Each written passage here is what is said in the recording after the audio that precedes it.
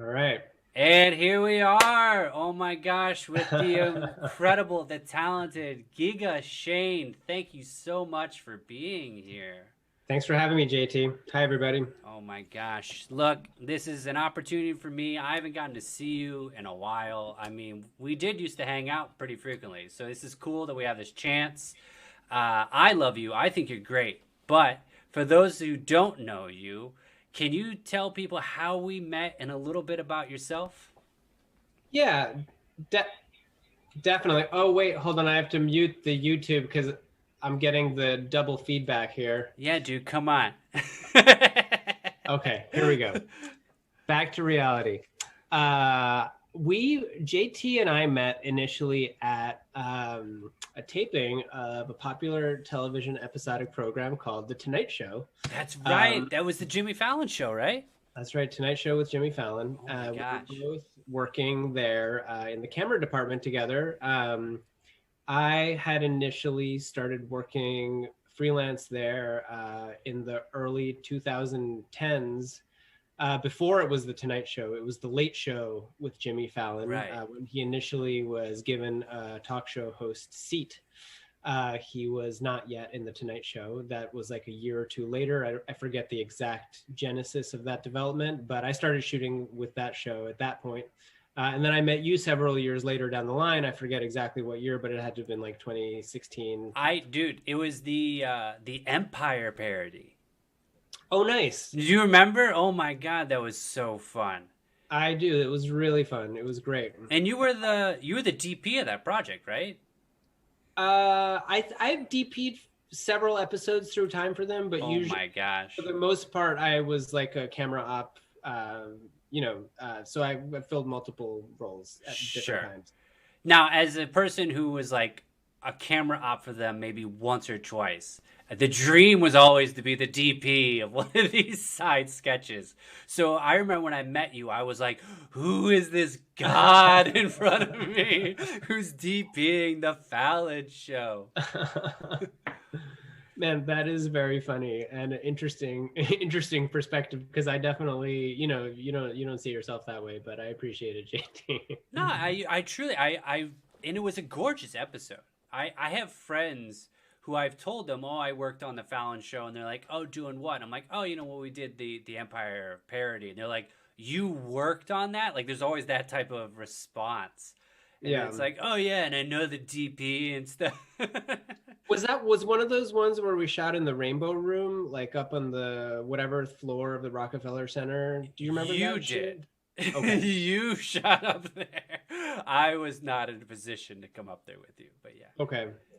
But no, I remember meeting you and hanging out, and I just got a great sense and a great feeling from you. And then I ended up calling you for a couple of different things over the years to work together. So that's, in a nutshell, the brief genesis. I think we did a very low budget music video together outside of Oh the my Tonight god, Show. that's right. That was a fun music video. And that artist was so good. What was her name? I can't even. Oh man. Oh god, I'm blanking right now. It's gonna come back to me while we talk, If but you let's remember, yeah, let me know. If you don't, we'll just cut that I asked that question. All right, but perfect. let's just give it a breath. But yeah, you work a lot in comedy, right? I mean, it's not your. I wouldn't say it's your bread and butter, but you've been around the comedy world in New York for a minute. Yeah, I've been around the comedy world doing work as a camera operator, DP. The one of the main things that I did, I don't know if you have ever seen a web series called "I Hate Being Single." I Hate Being Yes, Single by yes. Rob Michael Hugel. It was written and directed by Rob. So Rob is a guy I know, good friend of mine from a previous TV editing job that I worked at, and the job I was telling you about previously in the mid 2000s. Rob and I met there, Right. and then when Rob decided to create and produce and direct and write and do everything for his own personal web series, he called me to do the camera work and the DPing there. So that I would say that was like one of the most involved things that I've done sort of in the comedy sphere. But then, of course, the coolest and most interesting thing is, working at the Tonight Show. Like you can't really beat that for, Not a lot of people can say they've been face to face with Fallon, like that's a big deal. It's a nice little name drop to have. Yeah, for sure. But you, because the audience doesn't know you, I gotta tell them I gotta tell the people how cool you really are. You are a huge multi hyphenate. You do so many things. I mean, we were talking about it earlier. You're saying that you're an editor, you're an animator, you're a jazz guitarist. The thing you sent me that was so cool was the song and review. Can you tell me about this? Yeah, definitely. So Song and Review is a personal project of mine that I did a couple of years ago already. Wow, time flies when you're having quarantine. And so what Song and Review is, it's always like a delicate thing to explain because it's not something that I don't think I've ever seen something like this done before. But so basically, so it comes out of my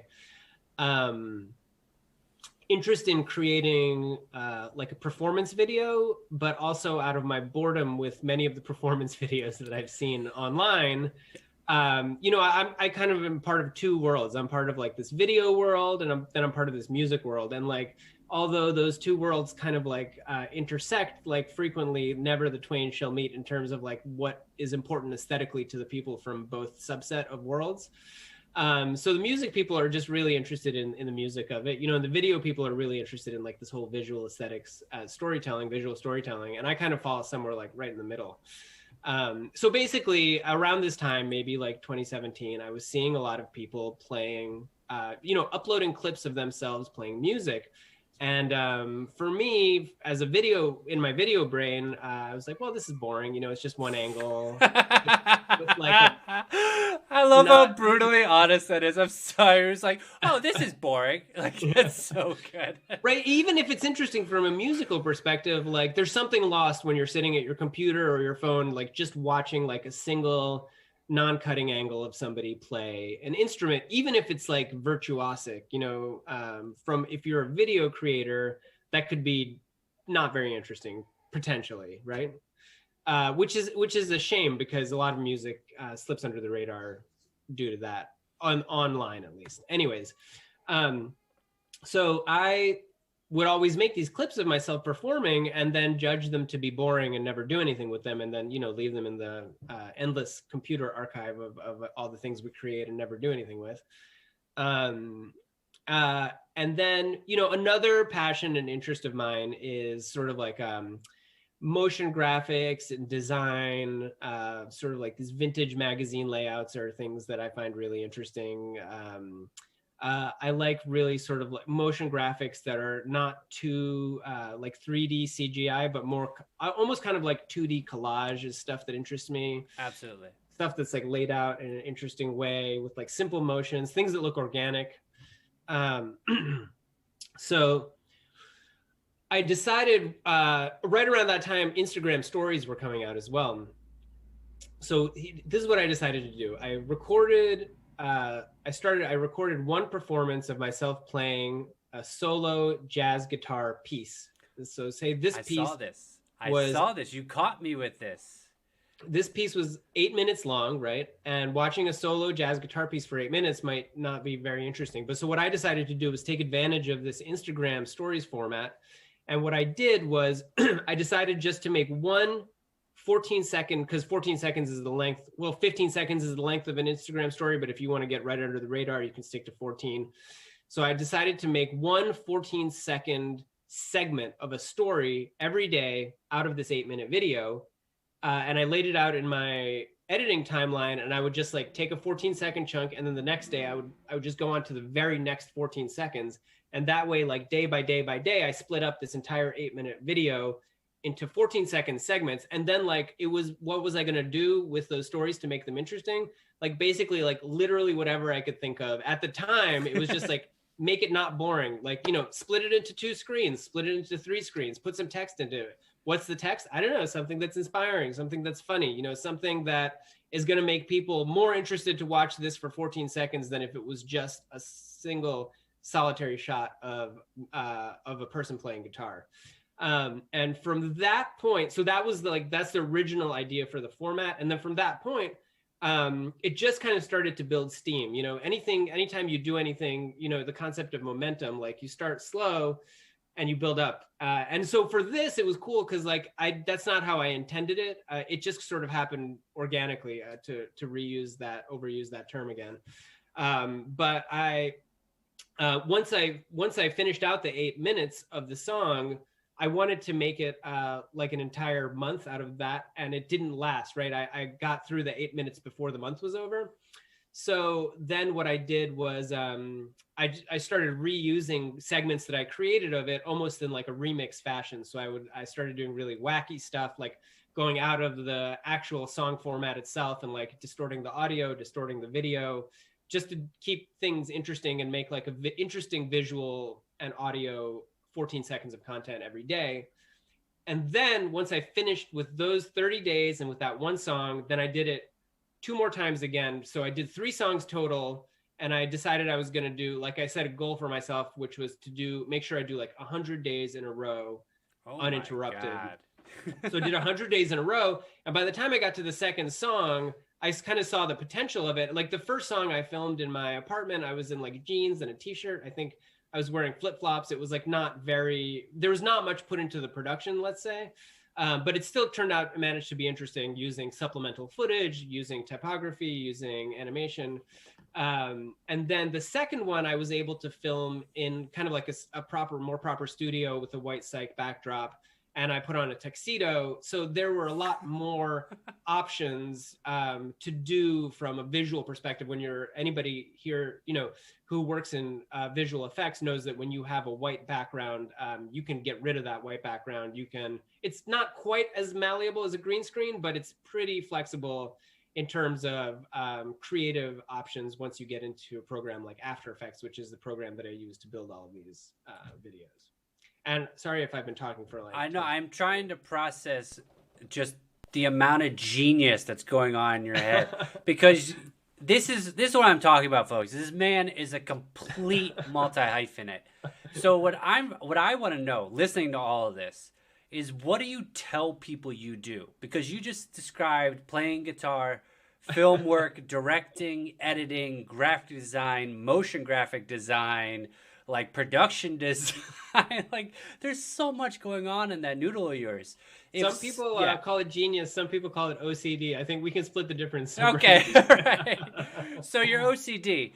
But if you and I were to, like, say we don't know each other and we bumped into each other in an elevator and I was like, hey man, what do you do? What would you tell me? What are you going to tell the audience? I try to keep it simple for people who I don't want to like bore and talk their ear off. So I tell people I am a video editing freelancer. That's kind of what I do. That's like my bread and butter. In terms of paying the bills, I do a lot of work as a video editor. So to keep it simple, but if I met you in like a music context, I might tell you I was a guitar player. So it just depends sometimes. Once people start talking to me, there's more to talk about, but for the most part, I try to keep it simple. So that's the elevator pitch is I'm a video editor, which I think if I was going to describe you to people, that's not what I would say. I'm just being honest, which is so funny to me that's how you choose to define yourself. Because I'd be like, oh my God, you got to meet this dude. He's a filmmaker. He's an artist. He's a guitarist. Like editing is so far down on that list to me. Yeah, no, that's interesting because you're totally right. I think I don't want to sometimes come off as like pretentious or like, or like, oh, I don't know. It's a good point. Perhaps I should flesh it out more for people, on the first jump. I'm a salesperson. I am always selling. ABC, always be closing. So I pitch hard. I'll tell people like, oh, I'm an award winner. Like I go in. But if we're talking about editing, let's focus on that for a second.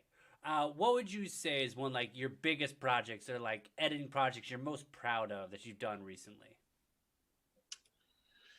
That I've done recently, I did a really cool project with this big band called the Revive Big Band, and I made a Kickstarter video for them, which is probably still live on Kickstarter. But plug it. What is it? Just in case it is still live. Revive. I would just search on Kickstarter for Revive Big Band. Okay. Revive Big Band, and I think on Instagram they're just at Revive Big Band. But Revive Big Band is this like really awesome modern jazz big band. You know, you think of like big bands from the past, it's kind of like that, but they mix in all different types of musical influences, you know, from hip hop to rap to traditional classic jazz to like more modern sounding jazz. So they're just like this like sort of like super hip jazzy, funky, large ensemble that sometimes features like you know, different MCs, whether they're freestyling or whether, you know, different vocalists or different. So it's like a um, really dynamic big band, like rooted in all these traditions of African American culture and music. And they have been around for quite a long time, and they work with some really impressive people, like you know, the people that they had on the Kickstarter video that we were plugging, and that, you know, some people are going to be in. I forget which ones they've worked with or which ones they're going to be working with, but you know, it's people like Common and Pharaoh Monch and the guy who's one of the main the leader of the big band. Igmar Thomas is the musical director for Lauryn Hill and all these people. So it's like they're really cool, they're really hip, but they've never made an album. And so what they're doing, they wanted to raise money for funds for all the things they're going to need to do to complete their first marquee album. And a friend of mine, Neil, he is you know, he works closely with them. He got in touch with me and he got me involved to make this Kickstarter video. So we did it all during COVID, and we had to film everybody remotely. And they sent me like a whole batch of like years worth of B-roll of their performances and all these other things. And we cobbled it together into this, I guess, like 3 or 4 minute Kickstarter video with a lot of different like animation elements and like cool things going on and a lot of music cues. It was a fairly complex edit, but we put it together, and they raised, I am so excited to say, over $80,000 for this album that they are putting together. God.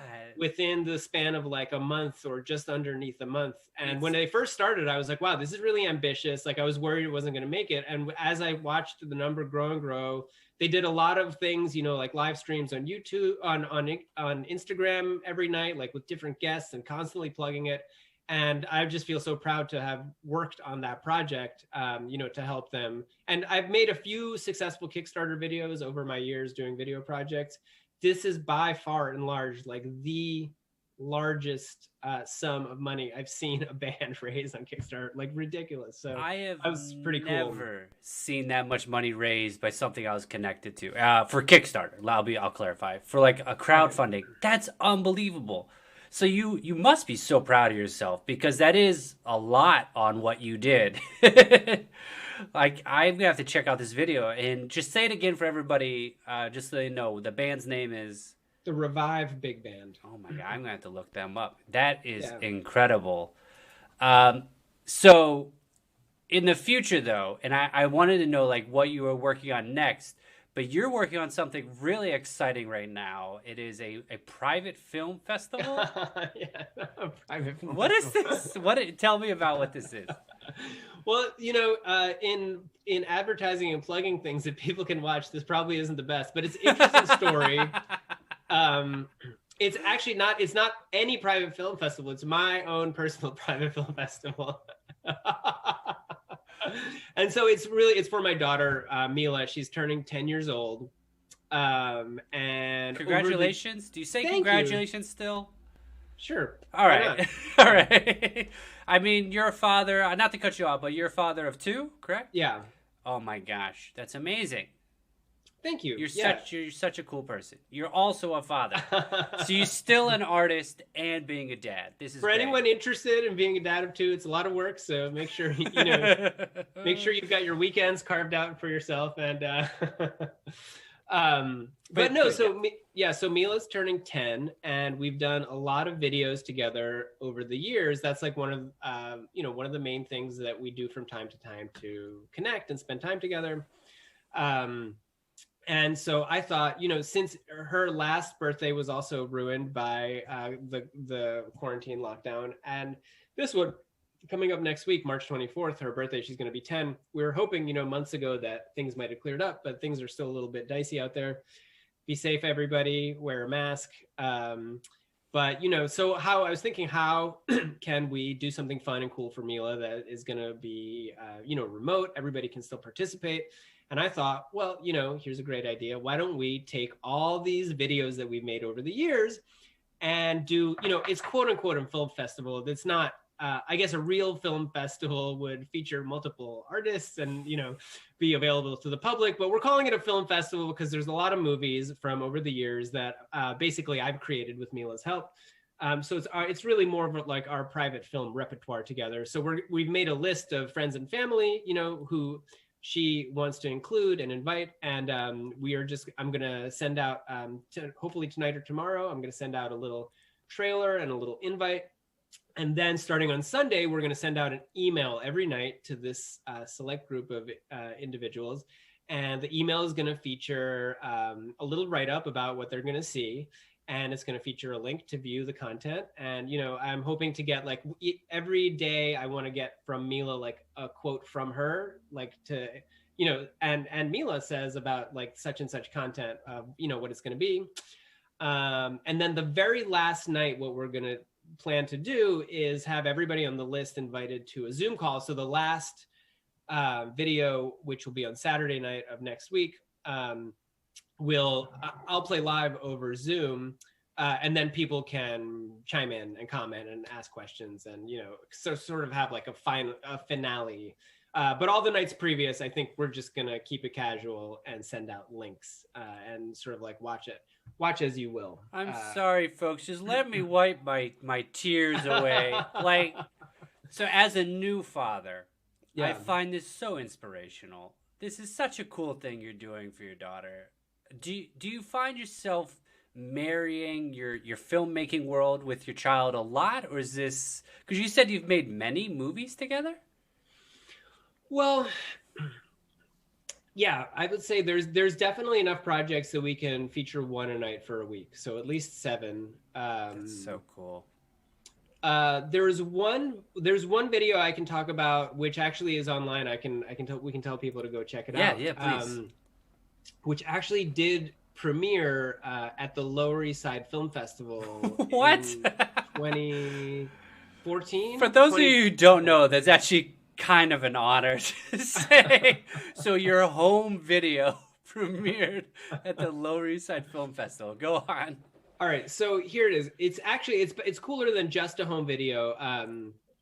It's a 1 minute roughly animation piece, like experimental animation piece, and your kids do funny random things all the time. Sometimes you're able to capture it if you're quick enough with your phone. Sometimes you're not. In this particular instance, I was hanging out with Mila and she sang this very funny song, and I took out my phone immediately and I had her repeat it. And so I was able to capture just the audio track of this like minute or so song. And she made up this song called Everyone's Bee is Important. And it was very, very, very, very funny and cute.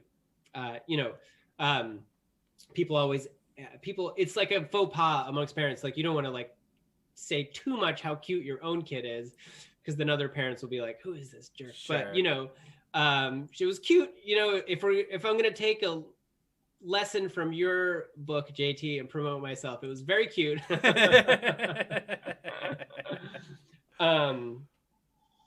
And so not to recite the entire thing, but basically I thought it would be like a cool base layer for an animation. I was getting really into animation at that time. And I ended up, taking some time and I drew up a bunch of storyboards and I put together this animation. And then I called my friend in LA, Carl Sandral. If you never have heard of him, he's like a wonderful sound designer and musician. And he collaborated with me to completely sound design this 1 minute animation. So Mila did the song, Carl made the noises, and I did the animation and storyboard. And we made this 1 minute video that played at the Lower East Side Film Festival. So cool. Which was very, very cool. It was actually supposed to be that year, side note, the friends of mine who were involved at the Lower East Side Film Festival, Tony Castle and Roxy Hunt, who run the film festival, they got me involved, and they were partnering at the time with this ad agency called Edelman. And Edelman, one of Edelman's clients was Dove Care for Men. And Dove was in the middle of a campaign that year that was doing this like emotional, heartfelt video right around Father's Day called Calls for Dad. And then they were like, oh, Dove is interested in sponsoring your video because it's like a story of like a dad and a daughter. So Dove got involved, and it was an interesting experience because initially they were like, well, we're willing to like pay you this fee for this content. And I was like, oh, cool. Like this, like you said, JT, like a video that I thought was just going to be like a personal little home video was then getting picked up and like turning into this interesting thing. And, a month later into the process, I heard from the representatives or whatever that Dove had called back, and they said, well, your story is really cool and your project is cool, but we're going to pull the funding from this, but we still want you to be involved and like pitch and plug for Dove at the Lower East Side Film Festival. And I said, forget it. I was like, no way. I was like, I'll just do this for myself. Like I was going to, like, I'm not going to plug for a brand that's not going to support the project. And then they quickly reversed stance, and they were like, well, maybe we'll get re-involved back again. So it was kind of like a back and forth. Ultimately, Dove did stay involved. And I did an interview, which actually, this is another video that's live on YouTube right now, is an interview with me and Mila at the Lower East Side Film Festival in 2014. And if you watch that video, we talk for a little bit about the movie, but then I also do this like little plug for Dove. And that was kind of like part of the deal. Like they gave me this whole like PR training. I was supposed to talk about Dove, talk about my video. It was like a very interesting, bizarre experience. But both of those movies are live online. So anybody who wants to check out Everyone's Bee is Important, you can find that on my Vimeo page, Boat Safety Films. Vimeo, I guess it's probably Vimeo if you just search Everyone's Bee is Important, Boat Safety Films. I think there's only one video that will come up. And if you search my name on YouTube, Giga Shane, and Lower East Side Film Festival, you can find this like 2.5 minute interview with me where I'm looking a lot younger than I am today. See, I don't think you've ever aged. And so I won't call you out, but you are, and I will say this, older than you appear. You are a very good, young-looking man, and I'll leave it at that. Now, Thanks, JT. you, of course, man. You bring up a lot of interesting things here, and I think off stream I want to talk to you about Dove at length, but we'll leave that for later. One thing I am very interested about is how do you balance the work life with having a kid, with having 2 kids, especially now that your children are becoming older?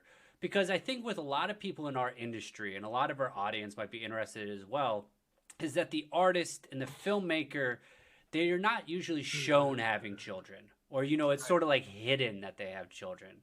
So do you find it difficult, or do you have strategies to make sure that you spend time with your kids, but also, make money? I gotta say, JT, it is a delicate and fine balancing act. It's a great question. And, I think it's right now, it doesn't feel so hard for me anymore. I've had kids for a while, and I love them to pieces. Let's just say, like, the short answer is I don't get a lot of sleep. The long answer is that, if you're coming from not having kids to having kids and you're in a creative field, like, it's a transition, and like, just be prepared for that. That's like, it's not good. Your life will not be the same ever again. And, for the better. I think that, you just have to refocus your priorities, reorganize your time, and figure out what's going to work for you. And it's like, it's not a secret at all that kids take up a lot of time, and a lot of energy. So you got to give it to them, because that's what, that's like sunshine for them. So they need it. I want to touch on the sleep thing real quick, because as I said earlier, I'm a new father, and my son was born, and I think 3 months later, I tried to go to work. Yeah. And you know this, and any parent listening to this is going, "Oh no, you haven't slept yet," because in those first 3 months, there's no sleep. It's nearly Right. impossible. And so I was on a job, and I was a camera operator. I wasn't a DP or anything like this, but I was camera opping, and I remember my tripod leg was sticking a little bit, and so I was having trouble adjusting it.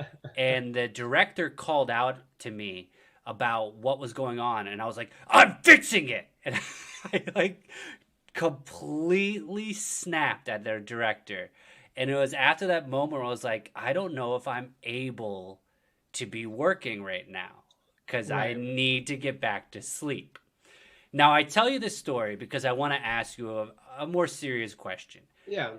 In your career, we all have these little hiccups, these little failures, these mistakes we make. Do you mind sharing with me and with the audience a time that you made a mistake like this, or worse if possible?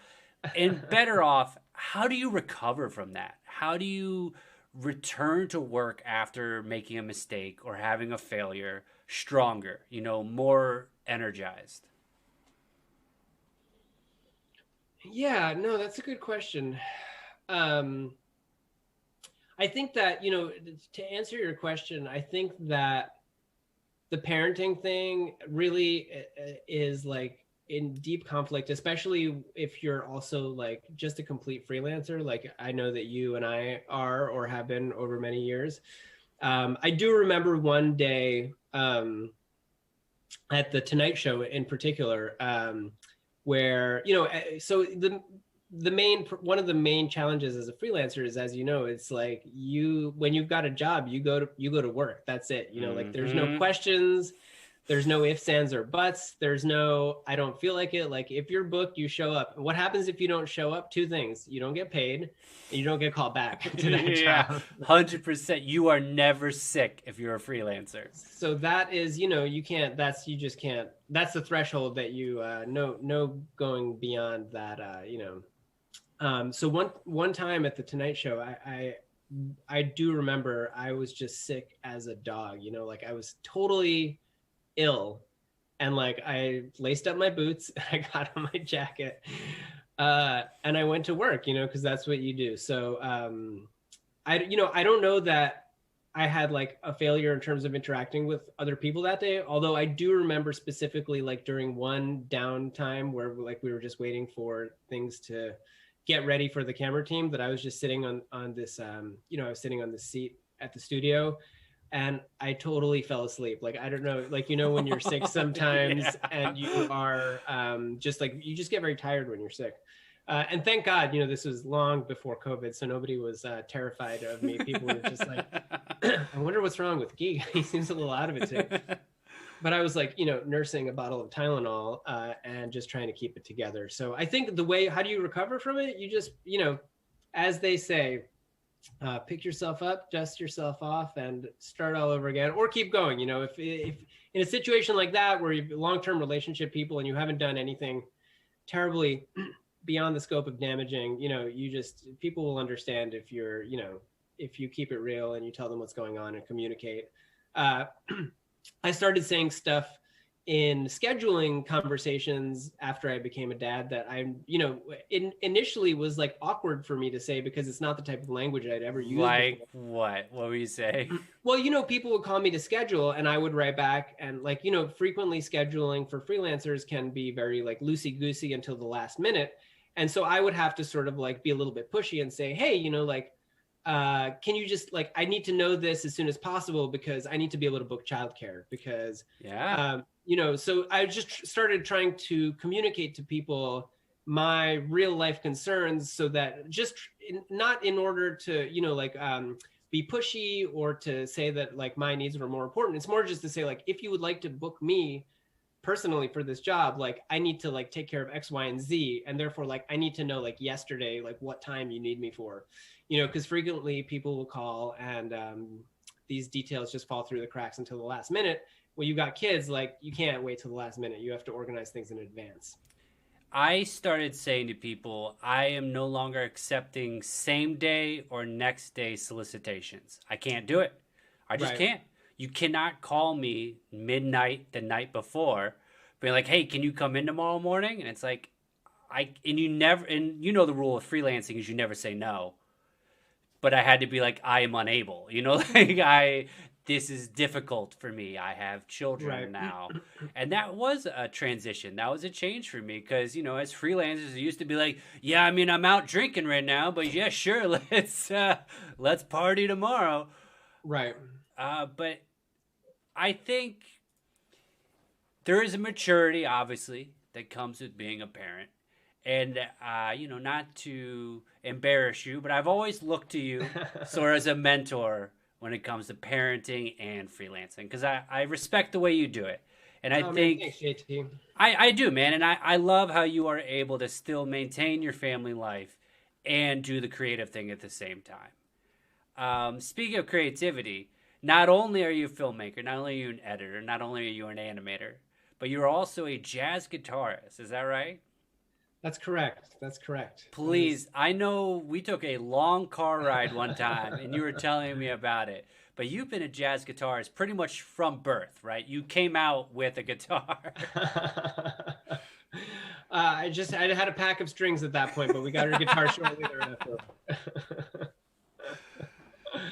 No, definitely not perhaps from birth, but maybe shortly thereafter. But no, I did actually. I did go to school. I went to my only degree that I hold of any type of degree is in jazz guitar performance. So oh my! I didn't realize that was your degree. So you are a doctor of jazz. You are Doctor Jazz. I'm a bachelor. I'm a bachelor of jazz. That's the only type of bachelor I am anymore, JT. So I'll grant you official. that. Sure, yeah. You're the Bachelor of Jazz, which is a cool stage name. Yeah, You could exactly. easily, and now welcome to the stage, Giga Shane, the Bachelor of Jazz. Exactly. All my other bachelor privileges are done.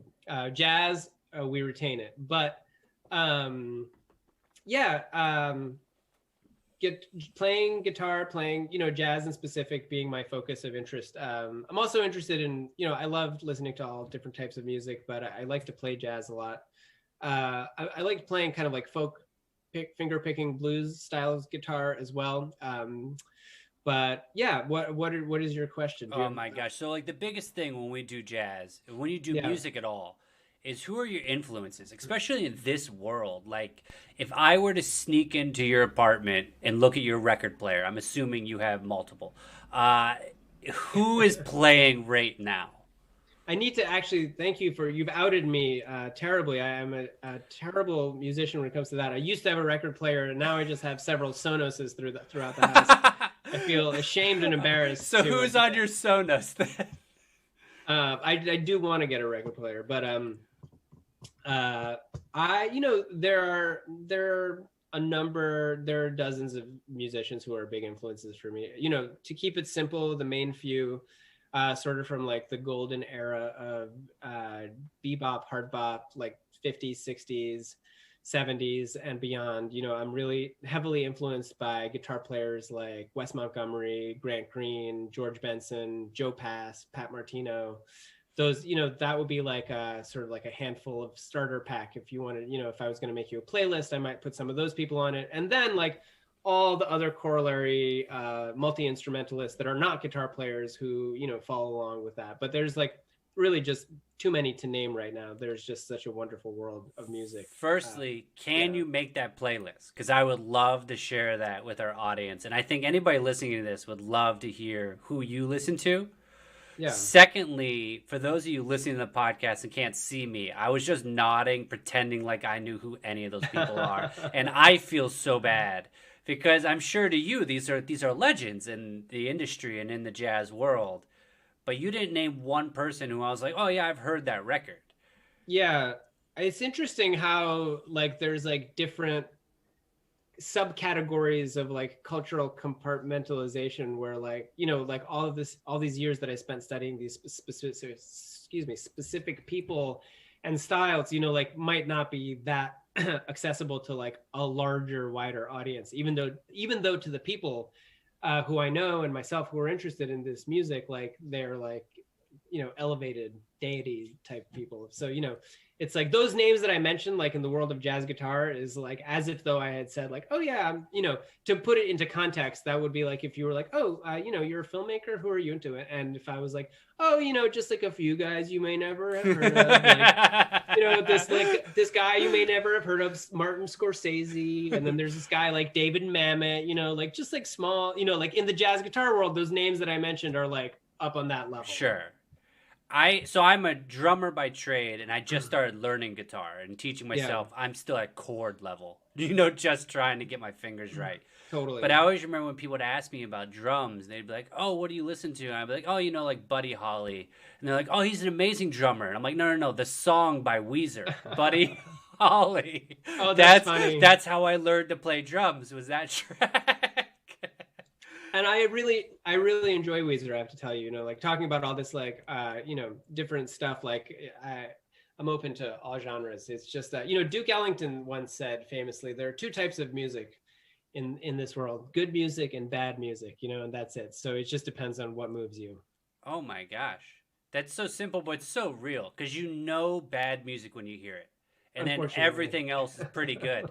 You know what I mean? And it's such like, there's a very thin line. And when a song is good, it's like, yeah, that's a good song. That works. I actually, to be fully honest, I learned to play drums listening to only Jimi Hendrix records. Because Amazing. That dude played in 13 different time signatures on the same track. And I have no idea how his drummer got along with it. Because he would go from like 7/13 into like a 5/7, go into a 4/4 pattern for a second, and then jump out. And it was like, what was this dude on? And the answer is acid. That's what. Yeah. Oh man, yeah. There's a few answers there, I'm sure, but that totally different level. Hendrix was just like a different type of human. He was an alien, I swear. But to bring us back to Earth, to ground us once more, what's next for you? We're exiting this pandemic. Work is coming back. I know you're working again. What's on the horizon? What's coming up for you? Man, I am just, work has been touch and go. I would say like there have been great months during this quarantine, and then there have been slower months. So things are right now just starting to gather up again. I have like some concert series that I might be editing coming up. I can't disclose any names, but it should be some cool, interesting stuff. Later down, he's doing really cool stuff and he's not allowed to tell us. Okay, got it. I could tell you, but then I would have to live stream you. So, yeah, I get it. There's a few projects. I'm just kind of like taking it slow, taking it easy, gathering my strengths. Trying to cover my very basic bases of things that I need to know and do. And just like, I think we're all just like itching to get out of the gate from this, from this whole situation, and get back to making films in person with our friends, shooting films together, being out in the world, like all these things that are just like have not been available. I'm really hoping we'll also like do a huge amount to like jumpstart the economy. And like, as you and I know, like from a freelance film world, like once the economy gets rolling, like then our jobs and our livelihoods and entire outlook just like gets a lot better. So we need this to open up again, and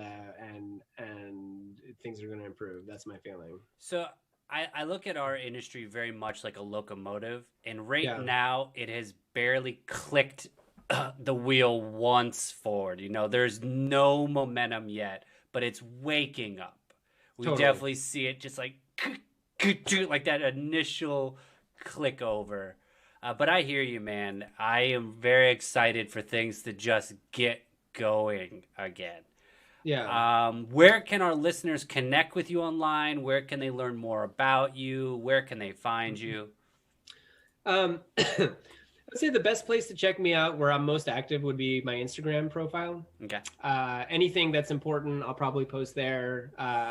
I try to post, stories daily if I can. I try to do posts whenever I'm interested or inspired by something, which is maybe a couple times a week. And that's at Giga_Shane, right? Yep. Yeah, amazing. Amazingly enough, Giga Shane without the underscore was taken by somebody. I have no idea who that person is, but I couldn't take that name. I think it was somebody in the Philippines who I don't know personally. Okay, So a long uh, lost cousin. very bizarre. You can check out that profile too. It's just not me. Do them both. Come on, spread the Yeah. love. Another thing I like to ask people before I let you go is I think a lot of artists, they have a life philosophy that they live by. Is there something that you would want to share with the audience, a motto that you do, a mantra that you use to really just inspire you? Yeah. Um, there's a couple of things. Mm. One is, going back to the Song and Review project, the best way to do anything big is to do something little every day, so like take it piece by piece. You really have to break things down into like small tiny pieces. Like you're not gonna like build the pyramid of Giza tonight, even if you stay up till 6 a.m, like you're just not. But like if you lift like one brick every day, like in 3 months you'll have something that looks like a little shack, and you can build on that. Dude, that is so important. If I can, that is such an incredible thing. And I really thank you for sharing that. Is everything is made brick by brick. Yeah. Nothing is made overnight. But please keep sharing. Oh, totally. And then there's just one other that I like. This is a Bruce Lee quote that always sticks with me. Big Bruce Lee fan. So Bruce Lee famously once said, I'm not afraid of the man who, what was it? Oh God, now I'm going to totally paraphrase and Hold butcher on. this quote. Take a thought. Yeah. Remember it real fast and then start over. Okay.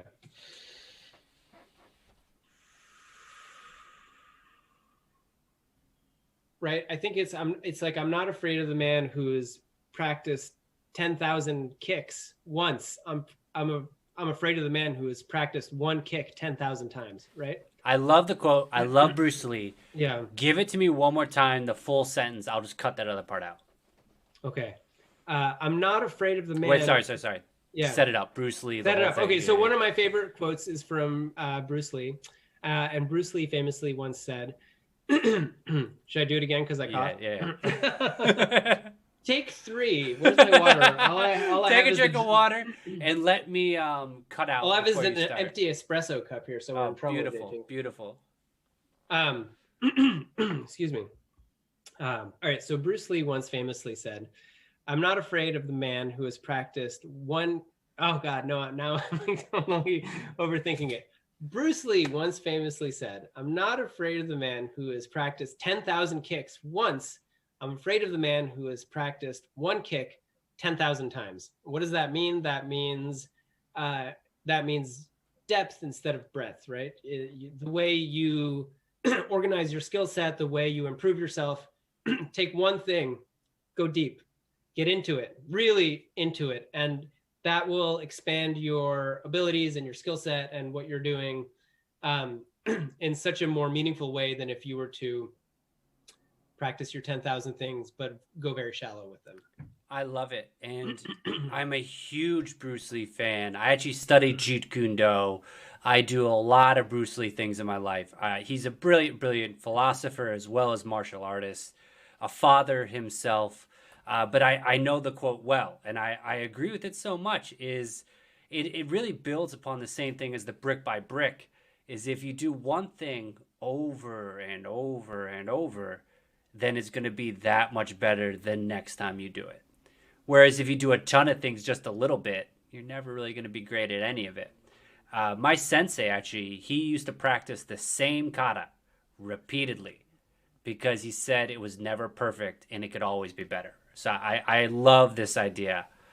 There's one thing we have to do here at Nobody Loves You. We always end the show one way. We ask our guest, how do you say I love you? How do you say I love you? And so can you expand more on that question? So I like keeping it open-ended because for some people, and there's always this debate, is do you say I love you with words or action? So I think there's a very cool answer here is how do you express I love you?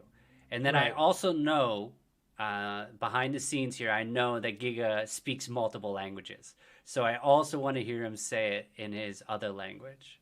Okay, so I was born in the former Yugoslavia, and if I were speaking Serbo-Croatian, I would say "I love you." I would say "volim te." Volim te. Wow, that's really pretty. All right, say it one more time. Volim te. That's really cool. Now, Yeah, it's yeah, go ahead. oh, and the to your other point, if I'm gonna say "I love you" to my kids, I'll just give them a big, big kiss and like a bear hug, and that's the way to communicate that. Skinship.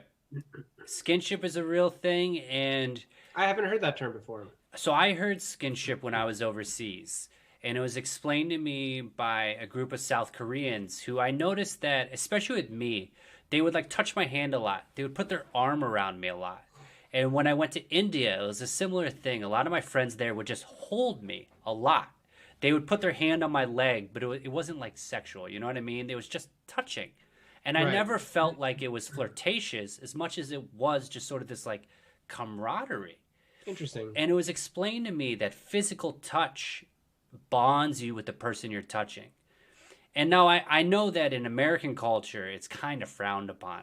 So I had to be very cautious when I do this thing with Americans. But I do know that there's certain people who I'll touch on the arm, and there's other people who I will hug.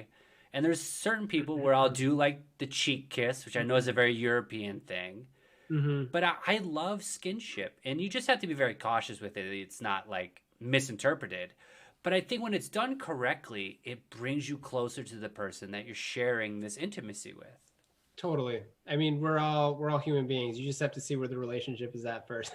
You no 100%. Make sure you have consent to even shake hands. But if as long as you have consent, then this skinship, this bonding is such an important part of your relationship. And I think it's something that a lot of people are missing. I know with the current condition, a lot of people say, I just miss a hug. I just, Totally. I just miss being hugged. So I can't wait to see you again, give you the biggest hug. I'm going to try to pick you up. Uh, any final thoughts before I ask you to say I love you again? Not necessarily. No, I think we're good to go, man. This has been super fun. Thank you for having me on. Like, I never expected to be a guest on a interview right now. So this has been like the best fun I've been having, all month, all I'm year. so Yeah. glad, man. And honestly, I hope this is just the first of many for you. This is such a cool format just to express yourself and then talk to the public. But just so we can sign off, can I have you say I love you one more time? In Serbo-Croatian? Yes, yes, please. Okay. I love you in Serbo-Croatian is volim te. Amazing. Volim te. Thank you so much, Giga Shane. You got it. Thanks, JT. I hope to see you sooner than later, my friend. Yes, brother. See you soon.